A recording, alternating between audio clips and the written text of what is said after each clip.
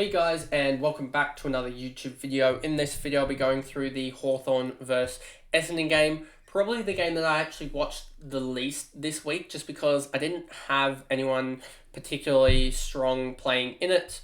I mean, I had for Essendon I had Nansqueyan, and for Hawthorn I had Stratton, and that was about it. So I didn't really have I had both bench pieces playing out of the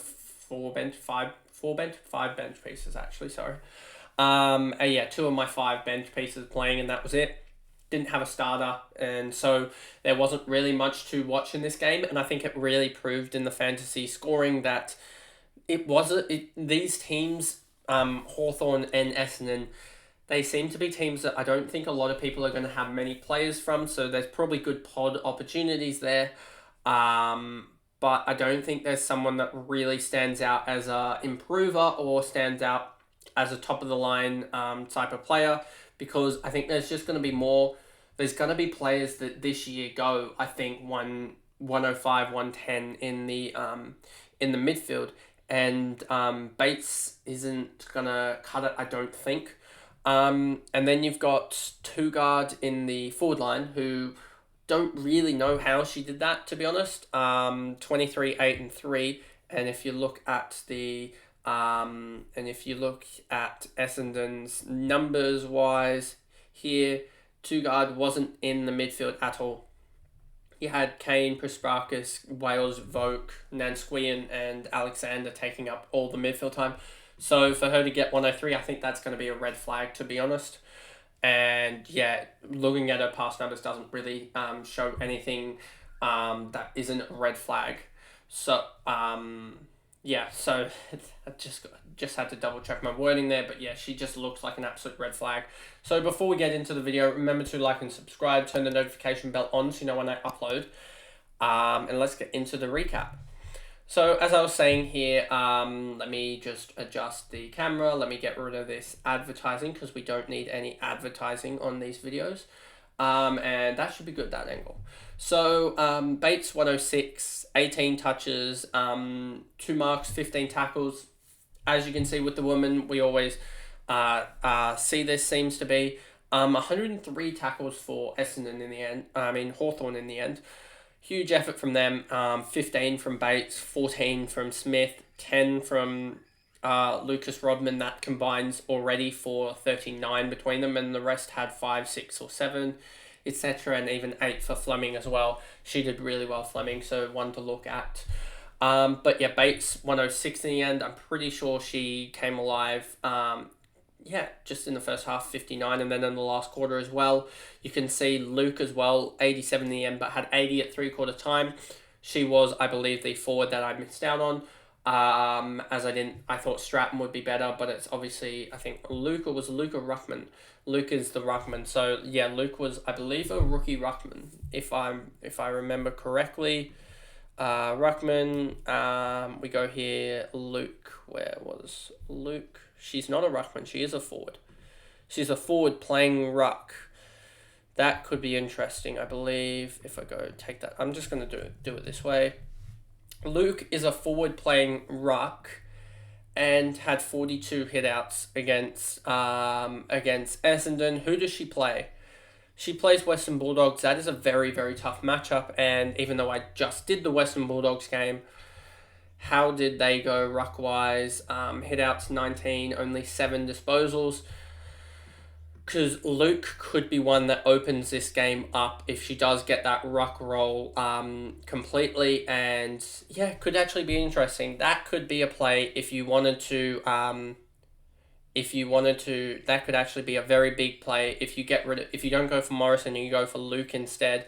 A little bit less, but then you're able to also get in the likes of a huge... I'm able to keep another ruckman, I guess, and then also or go straight up to the big ruckman in that. And yeah, so that is another play that I could look at, is actually doing, say, reverse this, yes, reverse that, yes, and then going, where is it?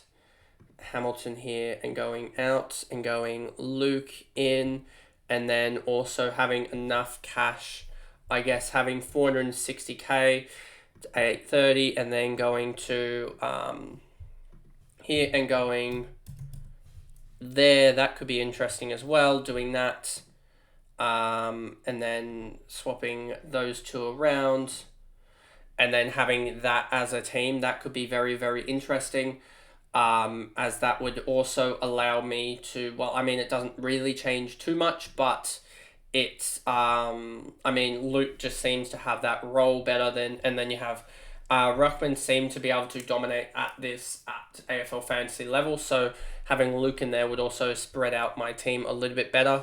Not getting too many Collingwood players in there, and I guess it does replace a Swans player with another Swans player, but Moffat has been talked up a lot in the preseason, so that could be an interesting team, I guess, and also just doing something like that as well. And then I have a lot more cash gen, I guess, available in my side, and in 2 or 3 weeks when Luke gets up to 800, 900k, you can, or I've already got a ruckman that I'm happy with for the whole year. I've got a forward that hopefully I can get up very, very quickly. And then in the midfield, and then I've only really got to fix up probably 2 or 3 spots others. So I think that is better suited for my side actually than the original trade, but watch the original set of trades do a lot better and Morrison go nuts against the Swans. But then again, you've got Moffat, who has, as we seen in the last game, Moffat is playing on Hoare, and Hoare doesn't seem to be the best ruck matchup. And Moffat seemed to have dominated against, Moffat against Davies or whatever. And you can see in that game it was 15 hitouts, 229, and they also had Mitchell, Privatelli, and Smith come in and take some hitouts as well. But that was a huge advantage to Moffat in the end. So I think that is a very much better matchup for me, to be honest. Sorry about wasting a lot of time here in this recap going through that, but I think that was a better set of trades, to be honest. Just looking at Luke and how she did, I think there's a lot more to gain there with her, and I'll definitely look into the stats a little bit more to check into that. Smith, 78, Fleming, 76, Lucas, 69, Ashmore. A lot of these girls didn't really do too much, to be honest with you. Was annoyed that Stratton, I think, got stuck on the bench, to be honest, and just didn't come alive. As you can see, a 2-point first and then a 6 in that quarter as well. I think she did get the AFLW fantasy doesn't seem to have as better stats keepers as well, so that is a point of worry, as it seems like they're relying heavily on quarter and halftime and after full time to correct a lot of scores. It seems like a lot of girls are at least 2 or 4 points out from what they're actually scoring. They're missing a lot of, I think, handballs in tackles and stuff like that, especially. So it will be interesting to see if that improves, and hopefully it does, because I think Stratton as well as Smith as well, I think from St Kilda had about 10 points added at halftime or something like that, just because they missed it. I'm sure other girls have had the same thing, and it's something that probably does need to get improved, but hopefully over time it does. And I think you got to give them time, I guess, because a lot of in terms of the quality of the football, it has improved a lot. The quality of the competition has improved from last year. And I think just having the 18 teams and actually having them semi-competitive, all of them, it does improve the quality of the competition quite a lot. Too Good, 103, Pressbarkus, 97, Van der Heuvel, 71. I think I probably butchered that name. Nansquian, probably butchered, Nanskowian, probably butchered that name. I'm sorry if I did. 68, put it in the comments if I did. Kane, 66, Clark, Wales, Clark as well, so probably sisters, I'm guessing there. Alexander, G, Radford, all these girls don't really see there being much of a role, to be honest. If I quickly look at the CBAs, you got Kane, 93. What did Kane end up with? She ended up 66, so probably a little bit upside with Kane. Pressbarkus and Wales, if I look here, Pressbarkus, Wales don't really seem, could be some improvement given that she's a ruckman. Pressbarkus, 97, she did have to come off, I believe she was injured in one. and got winded in the contest. Then you got Vogue Nansquian. Vogue as well here, if we look, where is she? 44. Nansquian got 21 touches for a 68. So Vogue probably has a little bit of upside there, and then can't really take Alexander's role. S. Alexander, 49, 1-1. Just seems to be a midfield with a little bit of mid-time. So don't really think there's much to look at. And then for Hawthorn, if we quickly go to them, as kickouts don't really matter as too much, as you'll just come up against sides that you might not even have a kick out against, so don't really take that into account. So it's more CBAs that I think we need to take into account. So you got Bates, Rod, and Luke all in the 80s. So you got Bates, Luke, and where was Rod? 69, so probably a little bit of improvement possible there if she takes some marks and gets more disposals, as she seems very tackle happy. Smith, Fleming, Breed. So you got Smith at 78, pretty good. Fleming, 76, and Breed.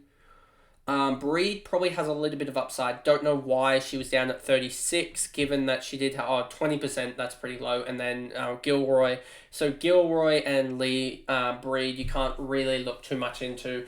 They're changing their low stats and why they did it, because I think there was a little bit of didn't play enough in the midfield to get that midfield boost. But that is pretty much the video there. If I go back to the main screen, that is the video, and I'll see you guys in the next one. Thanks, guys. Goodbye.